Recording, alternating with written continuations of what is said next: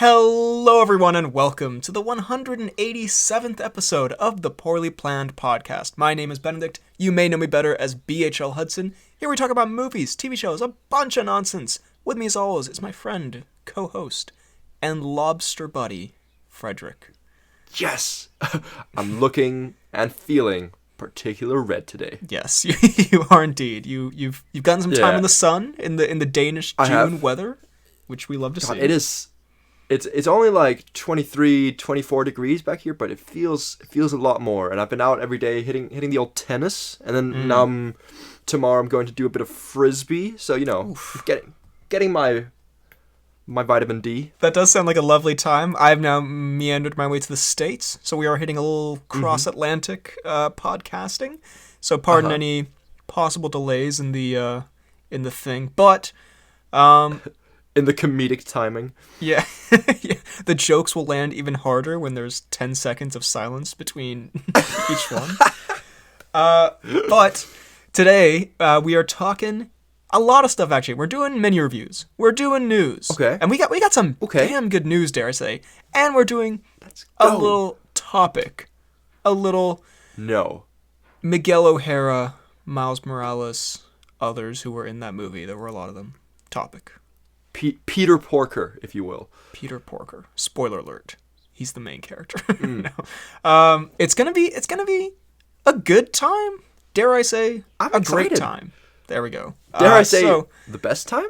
I won't go that far. Should we do a little mini review thing? How many do you got? Because I got 1, 2, 3, 4, 5 that I could kind of like snap through pretty fast. Let me think, because I don't actually remember when the last time we did mini reviews was. We could actually just do news and Spider-Verse, because we have some fun news.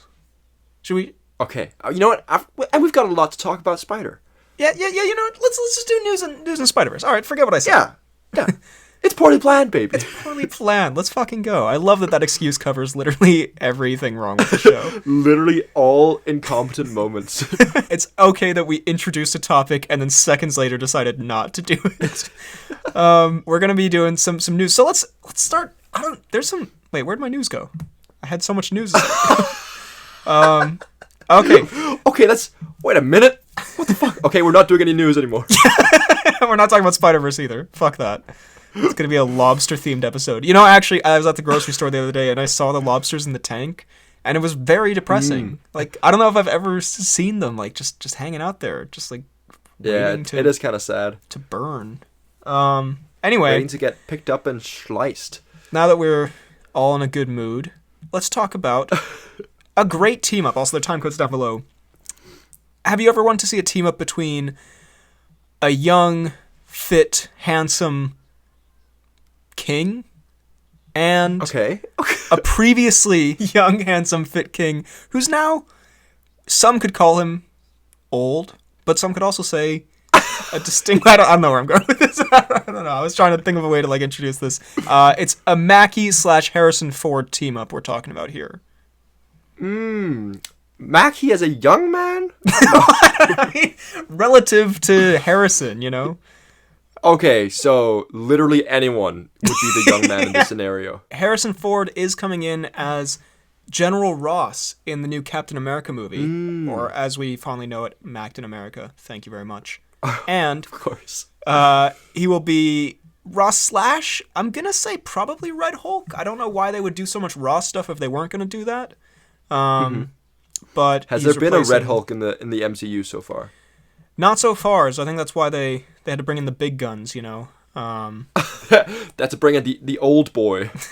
And they are... So Mackie posted a picture of them together on set, and he said, when Harrison Ford tells you how kicking ass should look, you listen, lol. So, I mean, I don't know if that's a slightly sarcastic lol. Lot to unpack. Yeah, let's analyze this for an hour. He definitely did not listen. Yeah, he definitely does not know who Harrison Ford is. He says, why is this old-ass man in my chair? To be fair, in this picture... LOL stands for looking old, lad. To be fair, in this picture, Harrison looks pretty good. I don't know why we've turned this into the Harrison roast hour. He's a great, handsome man. But anyway, the other big news about the film is it's changing titles. So it was called Mactin America New World Order, and it is now going to be called Mactin America Brave New World. So I'm gonna assume they're changing it because I don't know the specifics here, so I don't want to get too much into it, but I'm pretty sure New World Order is some, like, kind of politically loaded term? Isn't that, like, in reference to some kind of... I think it is. New World Order. Isn't it like a QAnon thing? This might be... Maybe. Is that like... This sounds so stupid. Is that like what Banksy is? No, okay, I was thinking more like something linked to, like, terrorism or QAnon or something. Oh. Captain America 4, he beats the fuck out of Banksy for some reason. That is the art? I mean, possibly. I can't say that I know. It's very objectively beautiful. That's his face reveal, is Mackie beating the fuck out of it. It's still hidden. But Mackie turns around, he gives a coy smile. He is Banksy. You know Banked in America. Damn it, no. I think I feel like the prankling attitude of, not that that's a word, of Banksy kind of fits with Mackie's personality, because, you know, that time where he did that thing where he's like, here's the artwork, and then it went through like a shredder. That seems like a Mackie thing. Anyway, I like how we went from New World Order might be a terrorist group to you know, I really see some distinct similarities between Mackie and Banksy. Actually cracking the case. This is, you know, how Banksy's like identity is like hidden and everything. Through this conversation, we unveil. He's discovered. He comes clean.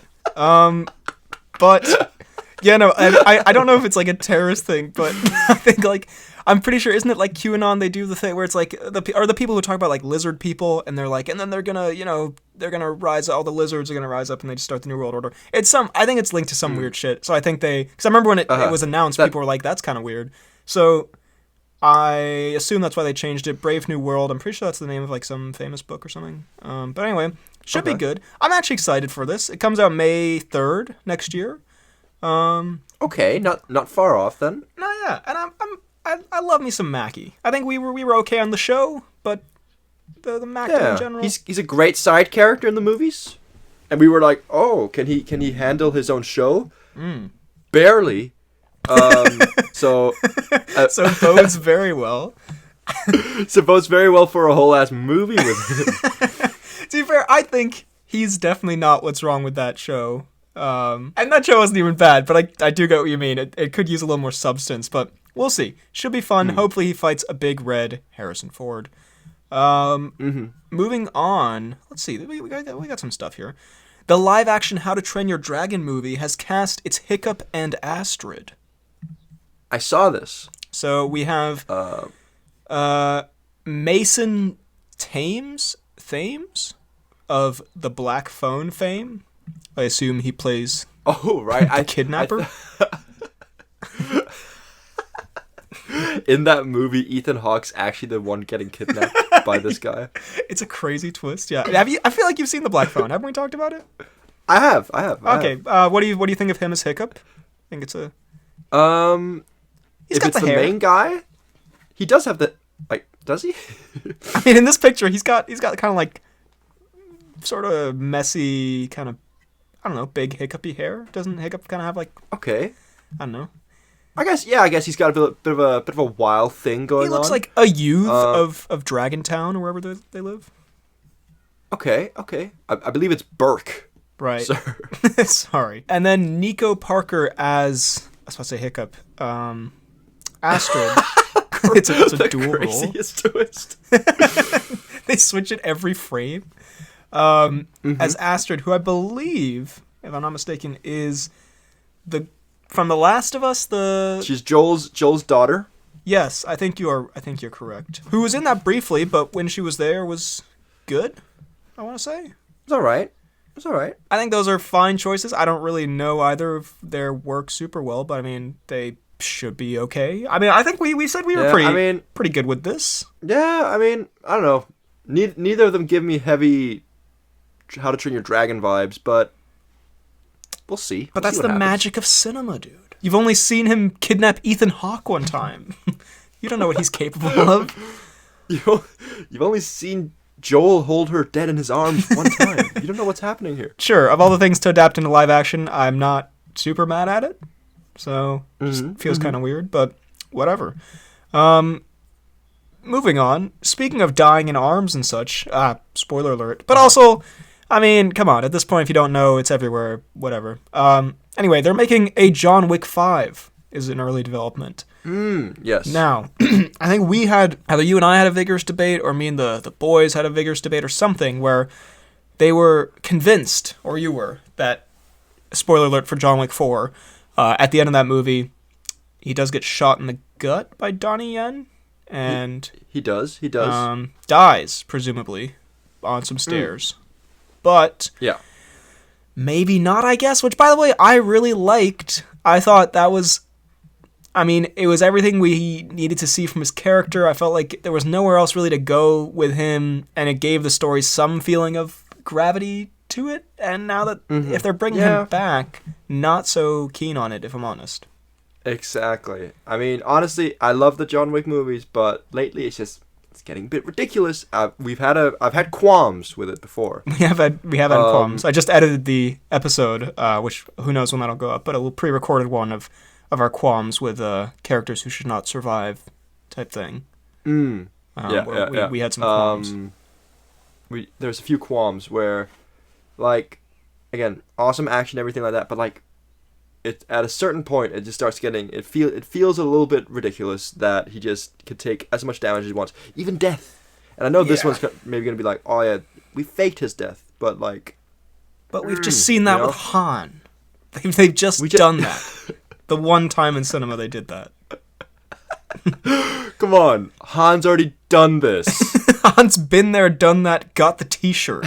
I would be much more down. They're making the Ana de Armas spin-off, the ballerina, they're making the show. I'm much more down to see more stuff in this world from this team. But let Keanu rest, damn it. He's going to break all of his bones. Literally. Like, exactly. Also, do you think it could be an origin kind of thing? Or do you think it's just going to pick up from... I did think you were going to say orgy, because of course I did. But, just a very sincere question. John Wick 5, do you think it's like an orgy? Because 5 is technically the number needed for an orgy, so like... Also, is 5 the number required for an orgy?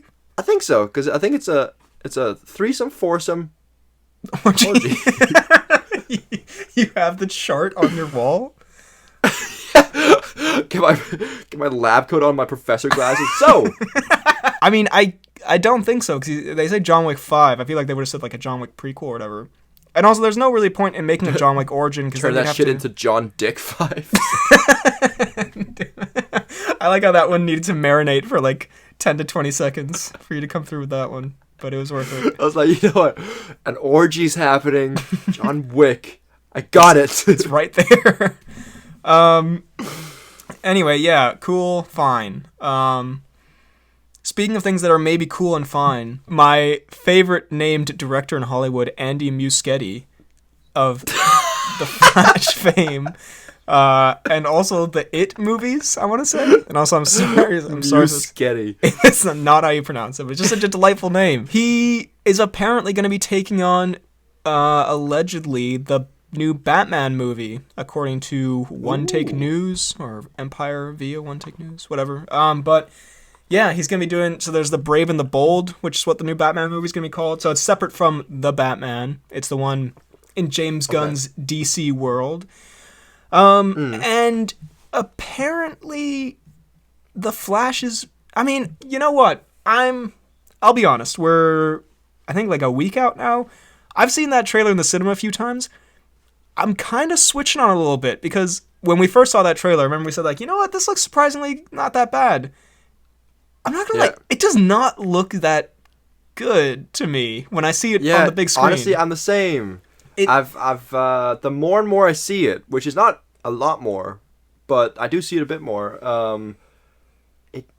Like I was very, very hyped for the first one, so I was like, oh my god, this looks great. And then the more they show, the less hyped I am for it. So I mean, hopefully they just kind of go with the direction that the first trailer kind of gave, but I'm not getting those vibes anymore.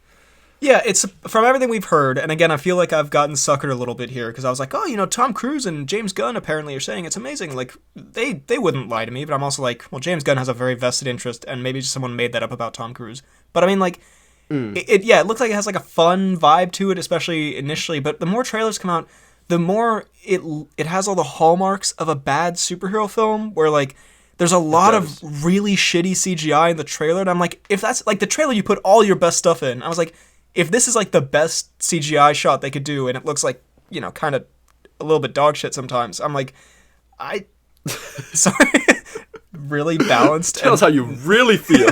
Yeah, sorry. The new Flash movie, straight up bust looking. What's up with that? I've gotten way too harsh and mean, I feel. But anyway, I don't know. I think, and like the Keaton coming back, like everything it's like, cool, it's Keaton, but also every line he says looks like he wants to put a fucking shotgun in his mouth. Have you seen him like deliver some of the fucking? He's like, the let's get nuts bit where like in the original. You wanna get nuts?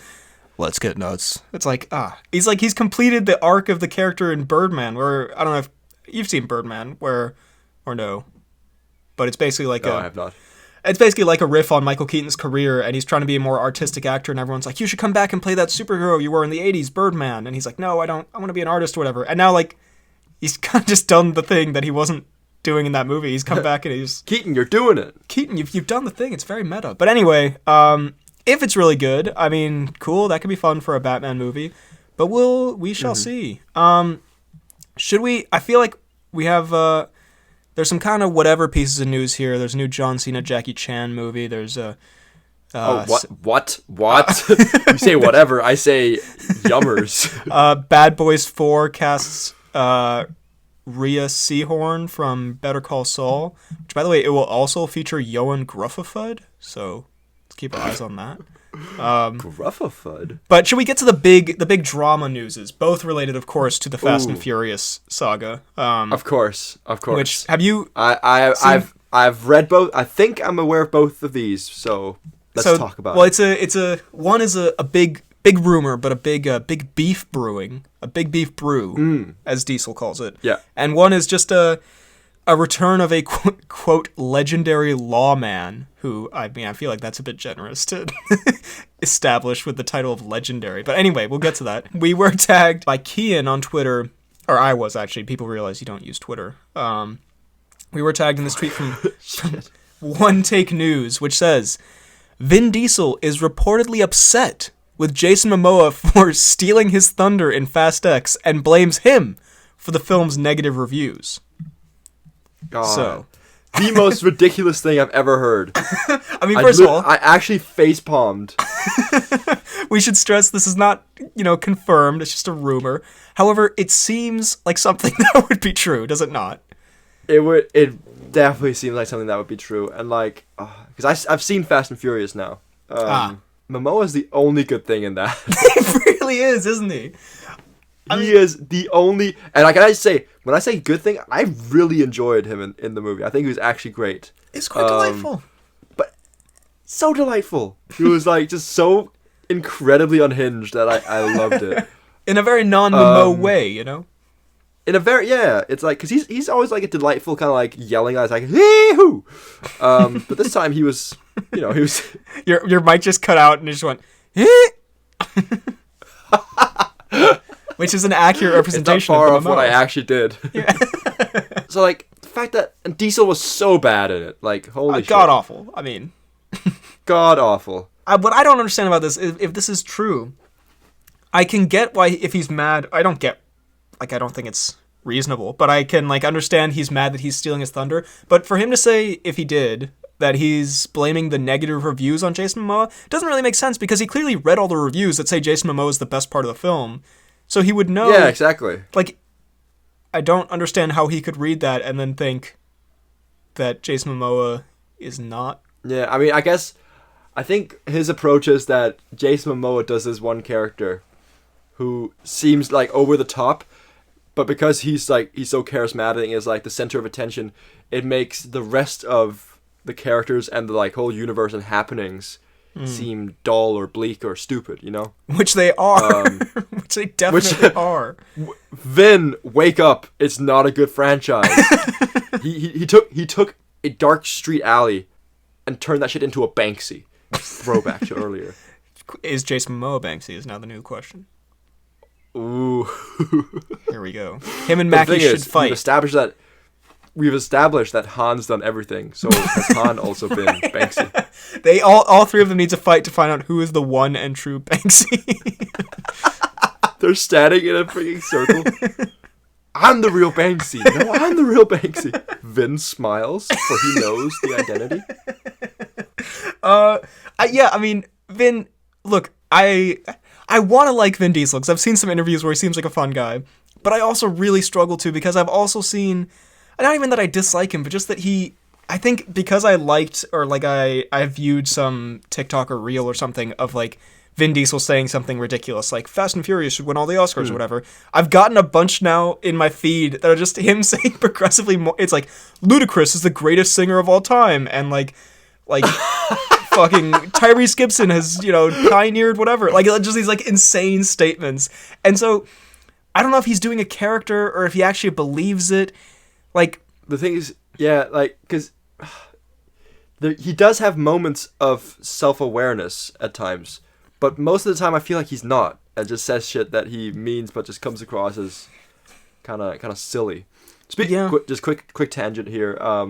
Speaking of Tyrese, did you see the thing I sent you? I forget if it was on TikTok or Instagram, of him in an interview, completely serious, being like, yeah, so like when I got into acting, I wanted to kind of like, I forget the exact like words he used to describe these two, but like he was like, I wanted to take this and this from Will Smith and this from Denzel and make a concoction that would work for me in my acting career. And I was lucky enough to be able to do that. Yes.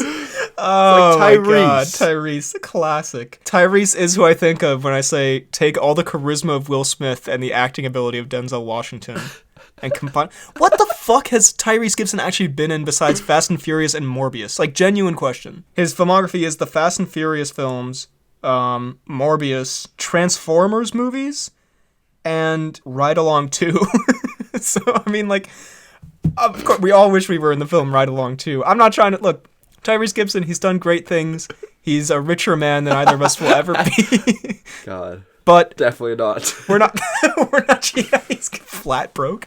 We're not trying to, like, I don't know, it's all a bit of fun, but, like, I don't know, they just seem completely delusional to reality, and it's just kind of goofy. Yeah. I don't know. But anyway, Jason Momoa, Vin Diesel beef, I mean, it's just kind of awkward because they're going to be in more movies together, I assume, so I don't know how that's going to work. Yeah, like, have they already wrapped filming of the next one? Is that what they're saying here? Or maybe, I don't know. Well, that leads us nicely into the next piece of news, and for the first time in a while, thankfully, God, he is enormous in this picture. We have some Dwews.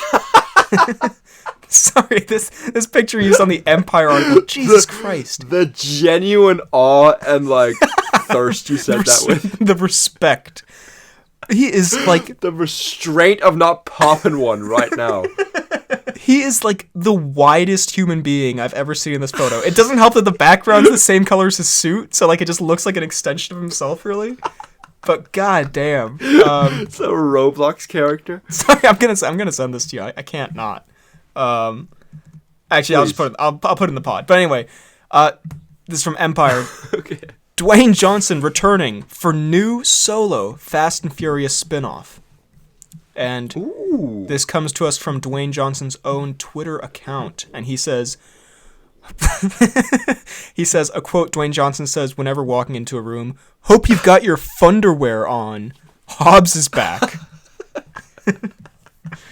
Blah, blah, blah. Luke Hobbs will be returning. Imagine that. Walks into a funeral. Hope you got your funderwear on. Anyway, he writes here on his Twitter, "Your reactions around the world to Hobbs' return in Fast X have blown us away." Blowing mind emoji, prayer emoji, world emoji. First of all, can I just say that's definitely not true? Like, we enjoyed it as kind of, I think, a meme. I don't think anyone else is gonna, like, most people be like, oh yeah, why wasn't he in the rest of this movie? Most people don't know, like, about most people can be like, oh yeah, Hobbs. It's like, yeah, oh, that's weird he wasn't in the rest of this. Yeah, he's still here. Anyway, the next Fast and Furious film, you'll see the legendary lawman in will be the Hobbs movie that will serve as a fresh new chapter and set up Fast X Part 2. Last summer, Vin and I put all the past behind us. We'll lead with brotherhood and resolve and always take care of the franchise characters and fans that we love. Blah, blah, blah, blah, blah, blah. Daddy's got to go to work. Hashtag Hobbs is back. Hashtag Fast and Furious. Hashtag put your funderwear on. And then just beneath it, there's this video of him in this like Hawaiian shirt or whatever, and I can't hear the audio, but oh my god, it's like 5 minutes long. Jesus Christ, Dwayne. I think he posted that on his Instagram, and I immediately just did not watch it. Right, it's so long. God, I ate reading all that. Put your funderwear on. Dwayne, that sounds like a genuine threat. So I have a couple things to go off of this one. First of all, so what was your reaction to? Was your mind blown by Hobbs's return? Spoiler alert.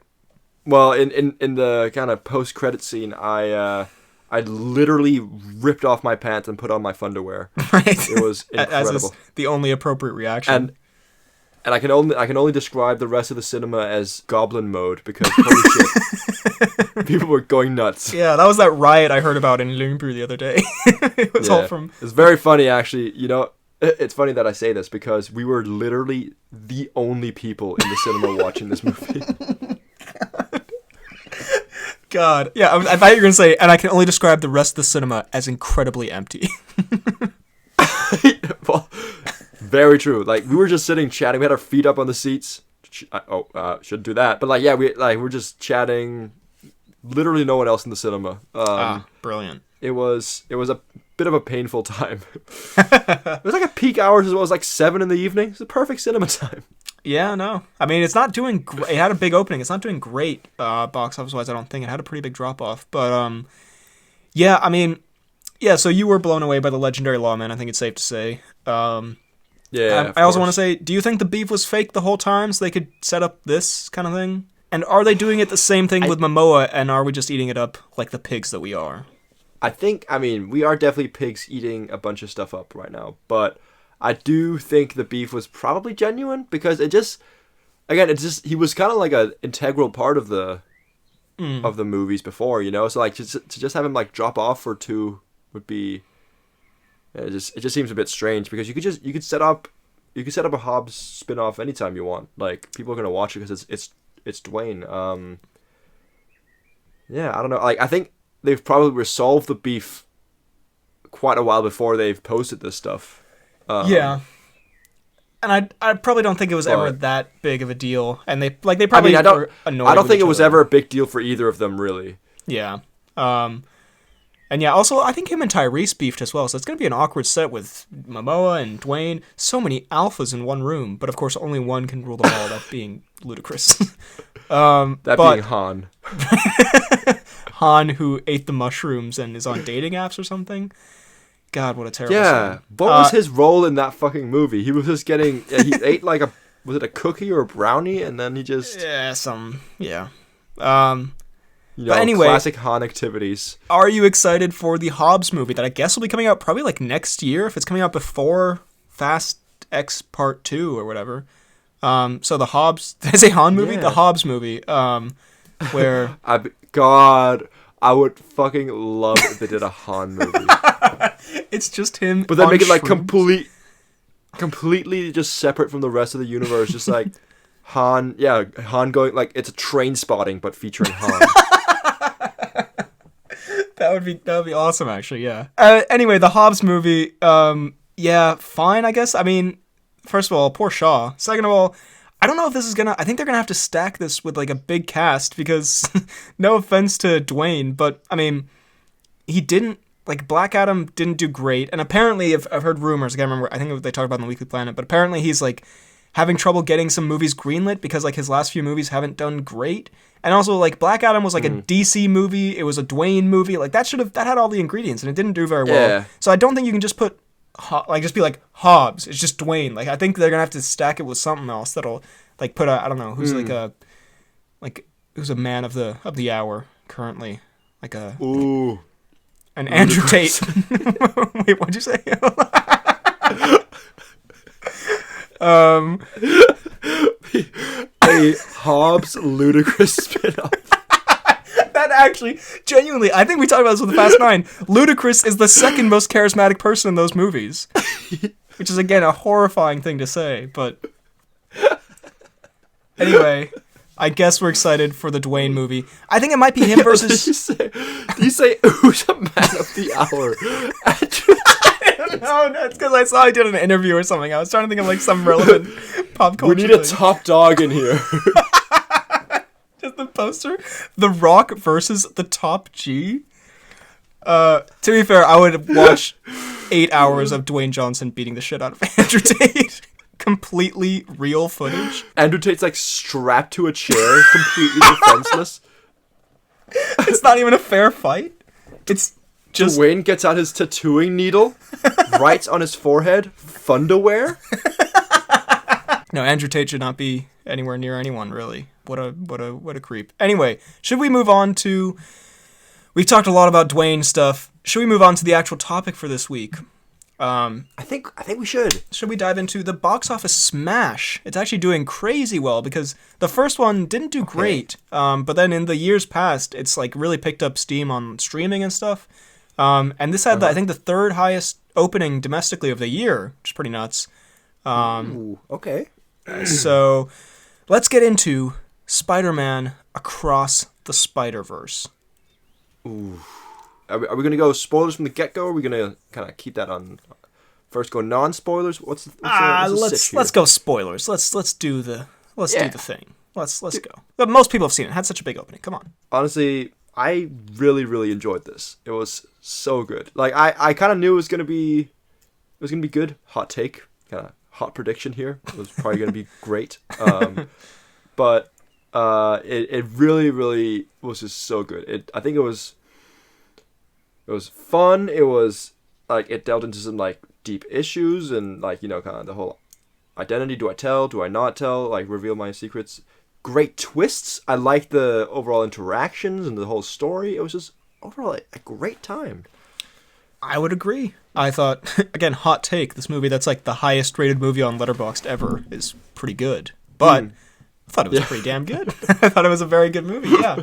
I agree with everything you said. I mean, I rewatched the first Spider-Verse movie a couple months ago just to get ready. And I love that movie so much. It's one of my favorite superhero movies ever.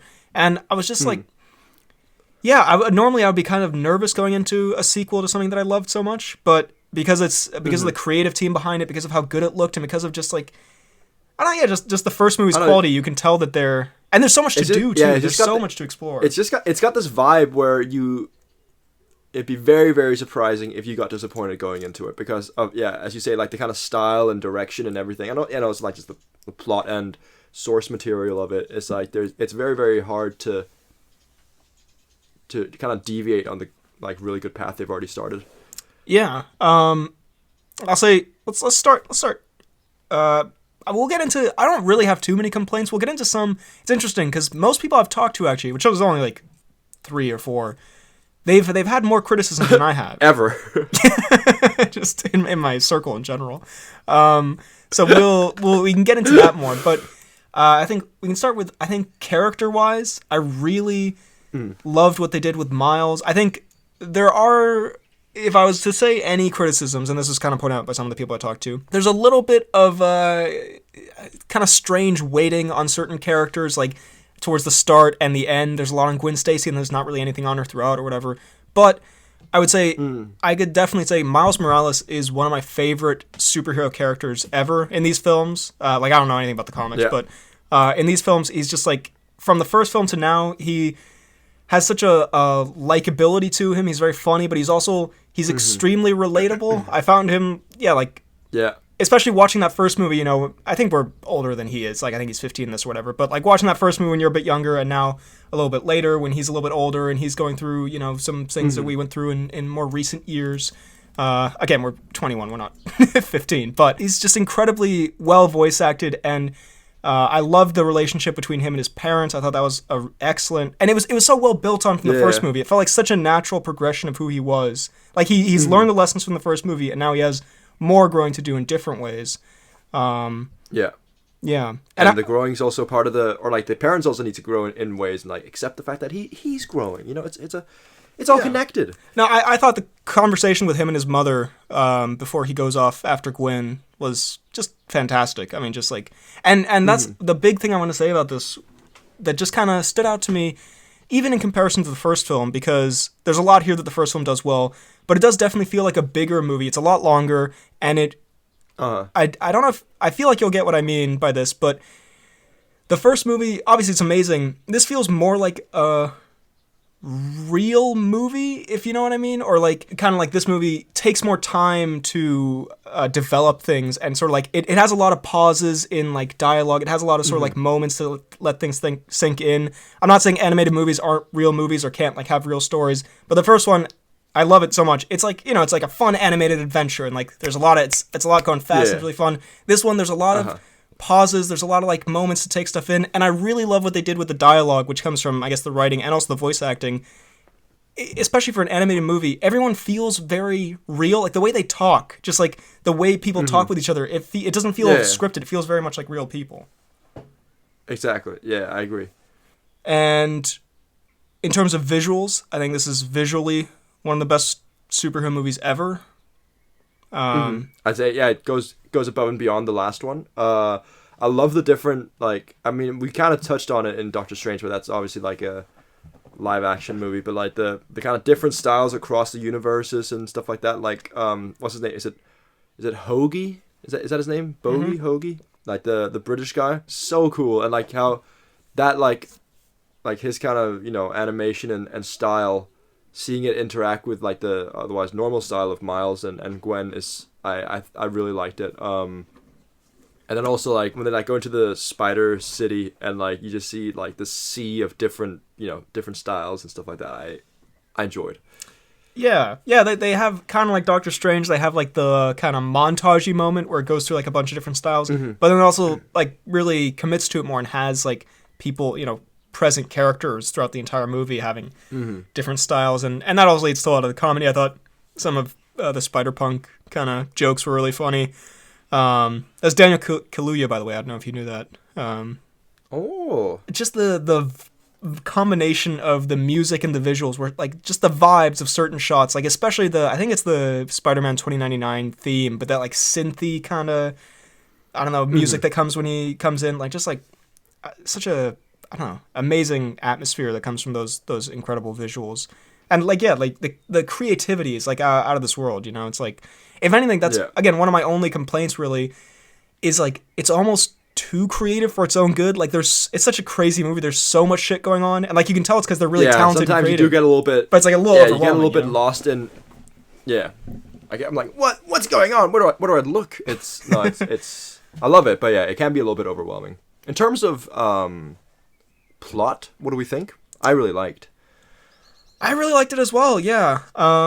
That's a thing. I guess we can talk about this now.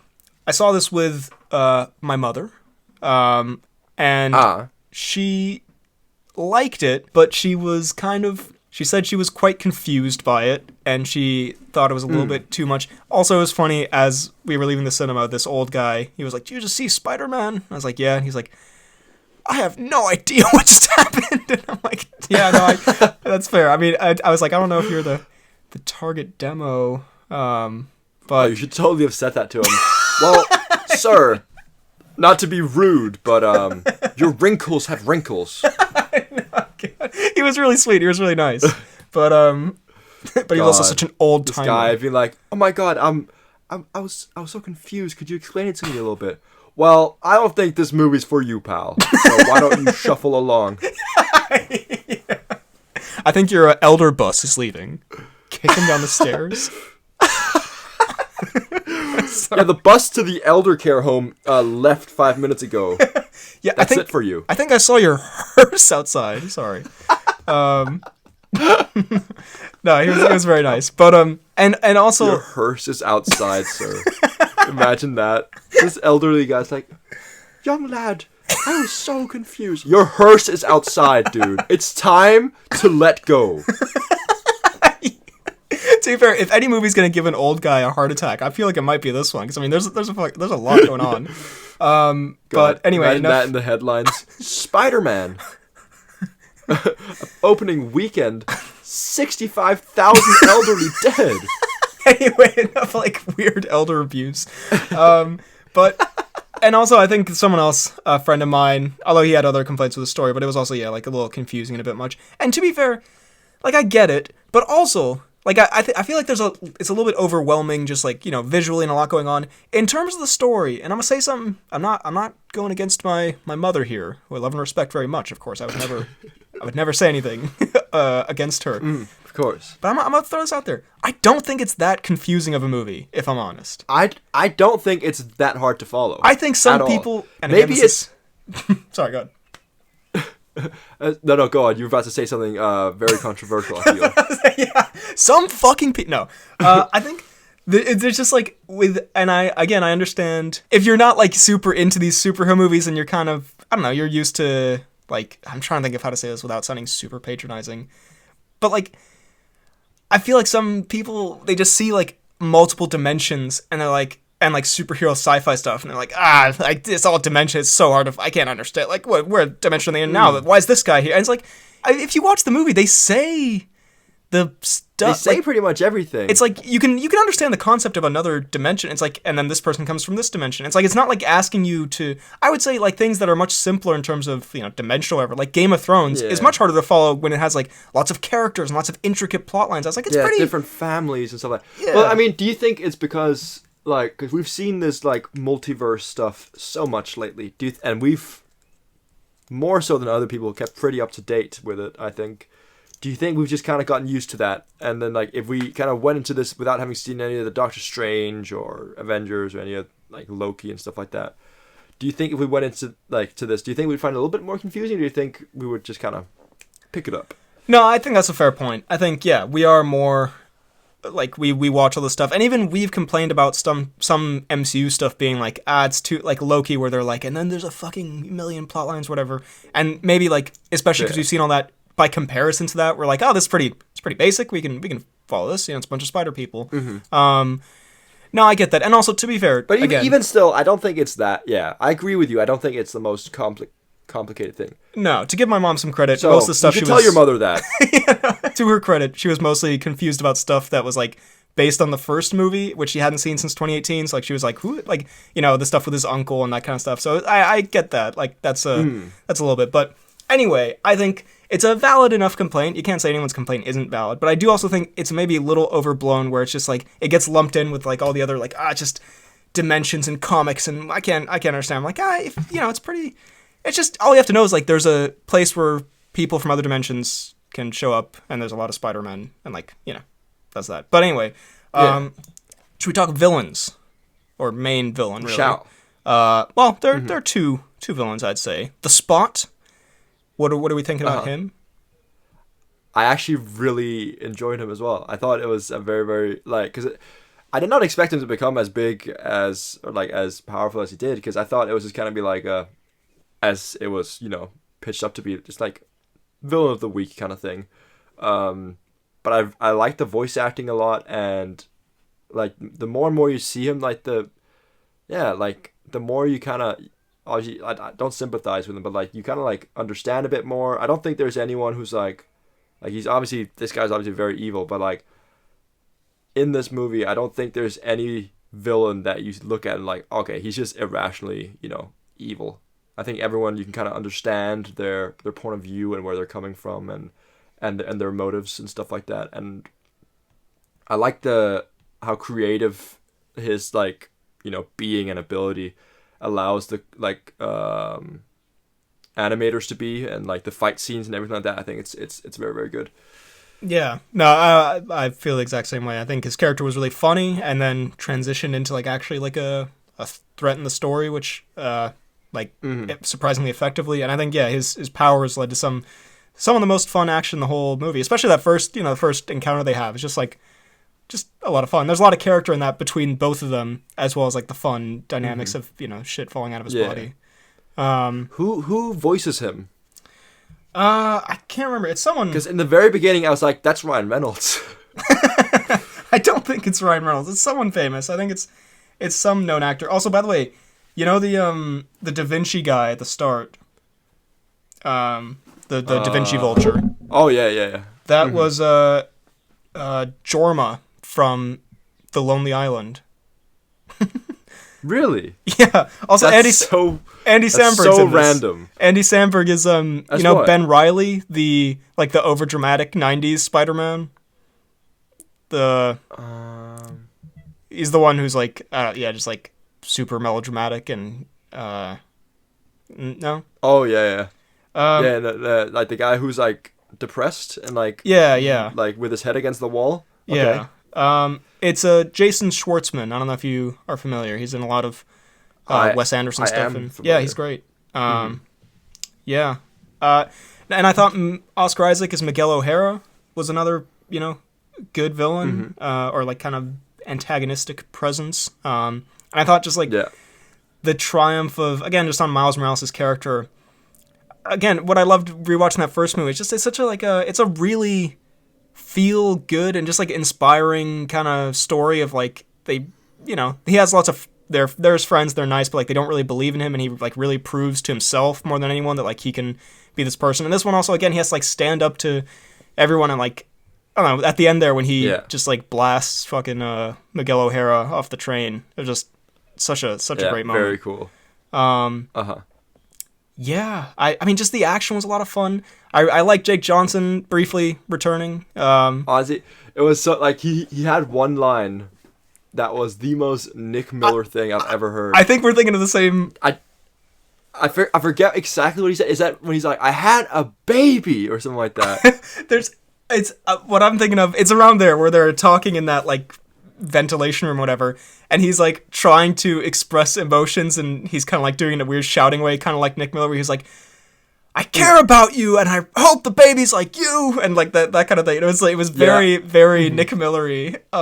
Very Nick Miller. I just like I turned to my girlfriend. I was like, "This is Nick Miller. Peak Nick Miller. This is not Peter Parker. This is Nick Miller." I turned to my girlfriend and said, "Peak Nick Miller." He turns like W. Miller right there. I really like that though. That was really wholesome because I love their relationship from the first movie, and this one is kind of tested a little bit. And for him to like say like I had a kid because I maybe it would turn out like you or whatever. I was like, that's such a hit me right there. Yeah, very wholesome. Yeah, man. I really enjoy the chemistry between Miles and Gwen. Yes. Yeah. I hashtag ship it. Right. Yeah. Have you seen the interviews with Shameik Moore and Haley Steinfeld? I have not. Oh no. It's been going around a lot. It's kind of a meme where I think he's just trying to be funny or nice, or I don't think he's actually trying to quote shoot his shot.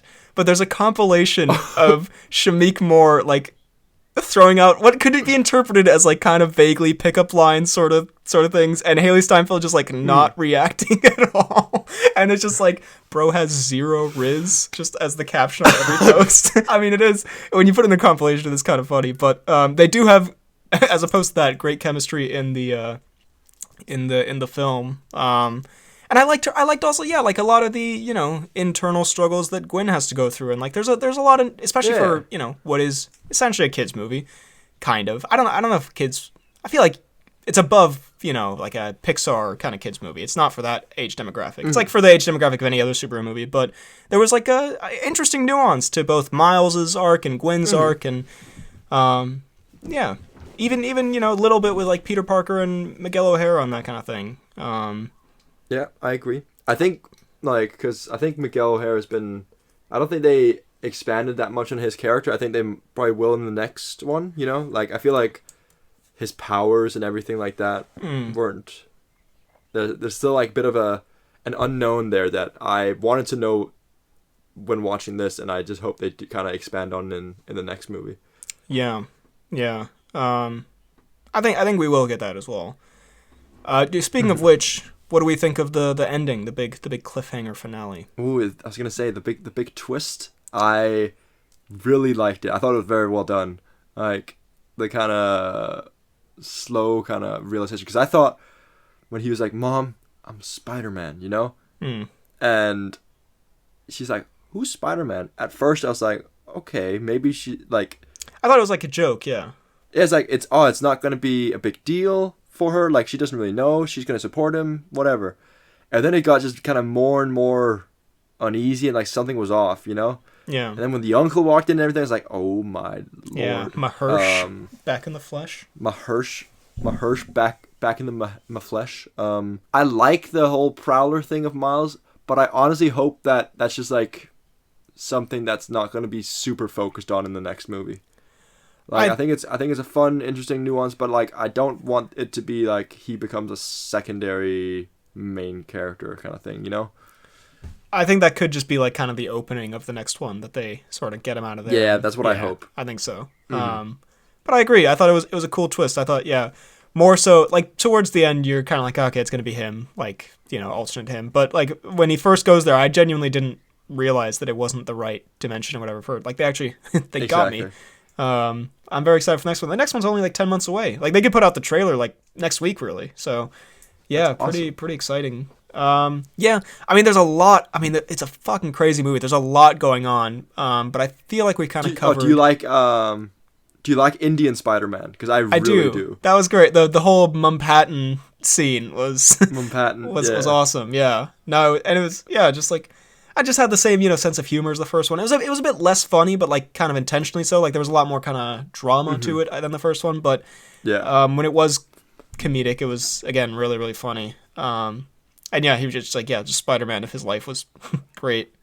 Yeah, no, big fan. So I would say really awesome movie. Huge fan. I probably didn't love it as much as the first one, but it's pretty damn close. They're both great. Mm-hmm. Yeah, I'd say I probably enjoyed this one more than the first one.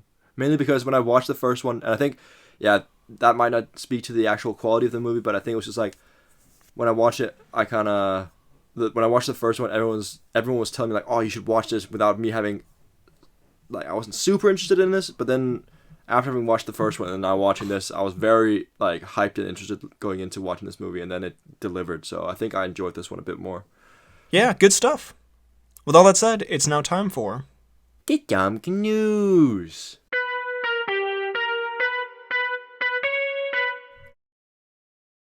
So we do have a great piece of Tom Cnews this week. And by the way, we were sent something by Sam Rush on the email. We will get to that because we have, I think I saw this on the Discussing Film Twitter account, but Tom Cruise is reportedly pissed. Oh, I thought you were going to say missing. Yeah, that'd be kind of a shitty way to introduce it. We got a great piece of Tom Cruise this week. It's going to be really fun. Tom Cruise has been abducted.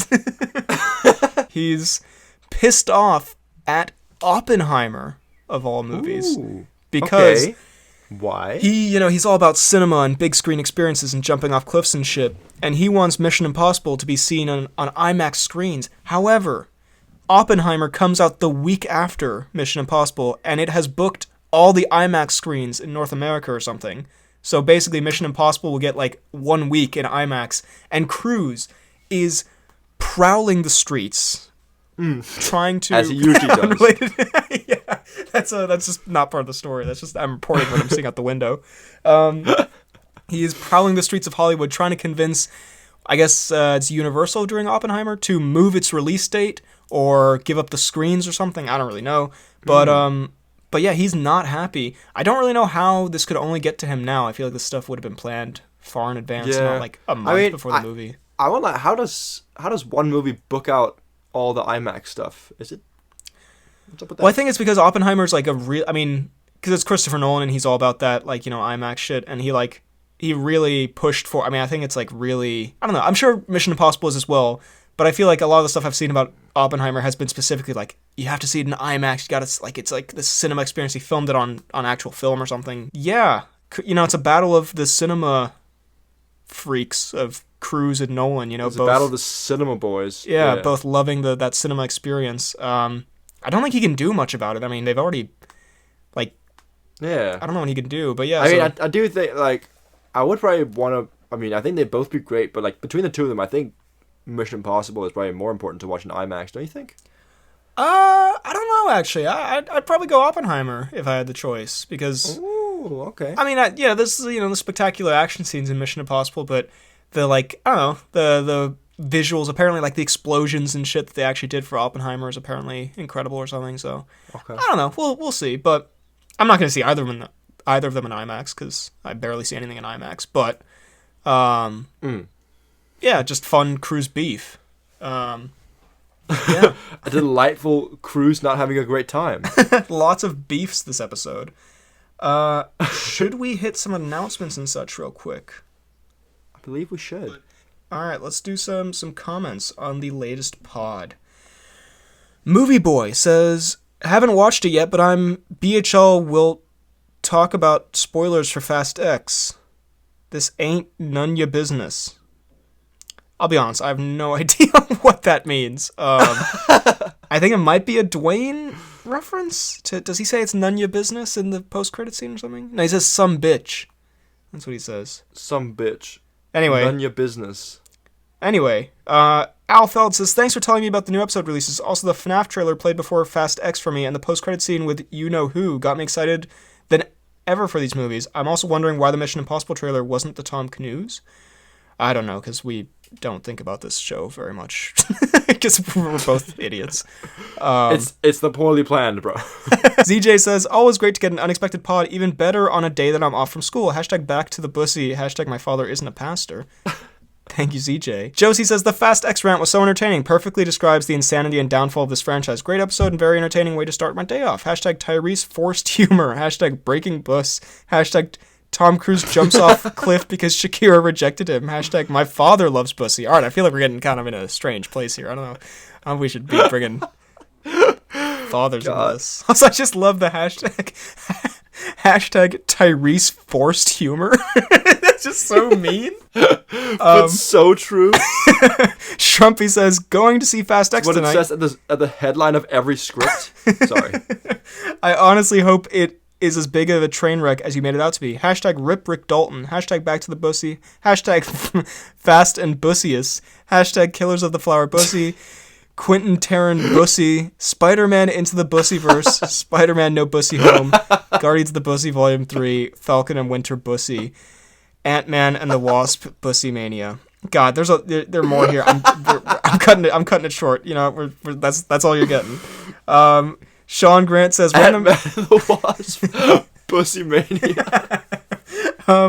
Random suggestion, but would it be cool if you guys did a Benford watch of Starcrossed from the Justice League animated series? Bro, I've been wanting to do this since I was like fucking 17 or something. This has been in my mind. I appreciate the suggestion, Sean Grant. We absolutely will. I will force Freddy to do it. Anson says, let me say, as a former FNAF superfan who even now still has an interest in the franchise, I'm kind of worried about the movie, mostly because of the animatronic eyes. In the games, their glowing eyes were usually thin white dots that genuinely had tons of menace and aided the excellent atmosphere, but these big red eyes look goofy and destroy the atmosphere, just really generic and ill-fitting. So yeah, conflicted, but I'll watch it. Fair enough. Yeah, it did look kind of goofy, I'm not going to lie, but I didn't know there was a difference. Anurag says, will you guys do a Benford watch of Southland Tales? Don't look up anything about it. Just know it is absolutely insane and features the best and most insane performance Dwayne Johnson has ever given. I kind of like the sound of that, you know. I've never heard of this before. I have not either, but if it's anything close to his Pain and Gain performance, could be a big old shout. You know, that could be a big shout. Yeah, put that in the possible Benford watches, because that sounds very delightful. Absolutely. Fast and Furious films have just become a game of guessing which 2 to 3 famous actors they will bring in, waste for no specific reason besides making the audience say, oh my god, it's Jason Momoa. Anyway, if I had to guess the next 3 for Fast 11, I'd go John David Washington, Kaya Scodelario, and Dame Judi Dench with a brief cameo from the Black Adam Kid. God. I hope not, because then I will not be watching this movie. I'll be boycotting it. Hashtag Freddy on that fuck them kids grind set. Hashtag BHL card Trixon. That is a terrible hashtag. Yeah, let's not get that going. I believe he's referring to the Michael Jordan meme where it says fuck them kids. But just as a hashtag, that is horrendous. Can we not make that a thing? Hashtag BHL card Trixon. Hashtag unfunny Tyrese. And hashtag kill off Han for real this time. Damn. Big thoughts from Jaden. I assume he means the character, not the actor, because that would be kind of dark. Anson also says, I got a really big laugh out of you psychoanalyzing the disparity between my comments in these last two pods, but don't worry about it at all. It's enough to know that it was read, even if it wasn't read out. It's totally fine. But if you really want to make up for it, feel free to read out the inevitably massive comment that I will write once I've seen Across the Spider-Verse. Literally the most hyped I've ever been for a movie ever, and all of the early reviews make it sound impossibly good. I won't be able to shut up about it. Well, I hope you enjoyed it, and I guess this will be the pod that is placed on. But yeah, good stuff all around. Thank you, everyone. Let's see if there's anything on the fan page. There is. It's an article. Oh. It's a Wikipedia article of a guy called Claude Debussy, found by Joe C. So, thank you, Joe C. Yeah. Excellent stuff all around. Hope you enjoyed this episode. If you did, drop a like, subscribe, hit the bell button, leave a comment down below what you thought of Across the Spider-Verse and other stuff, all the beefs. Also, don't harass or hurt old people. Just a bit of fun. Don't throw them into hearses and stuff. You can find me on YouTube, BHL. That's the takeaway from this pod, because it started with the Harrison hate, and then it ended with the old man outside the cinema. Moral of the story: don't push old people downstairs. Yeah, I feel kind of bad. We have nothing against old people. They're sometimes nice and smell like prunes.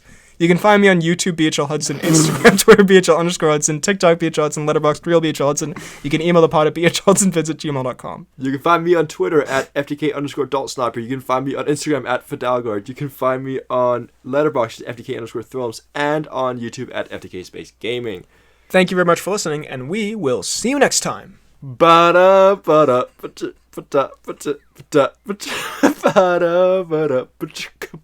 Banksy.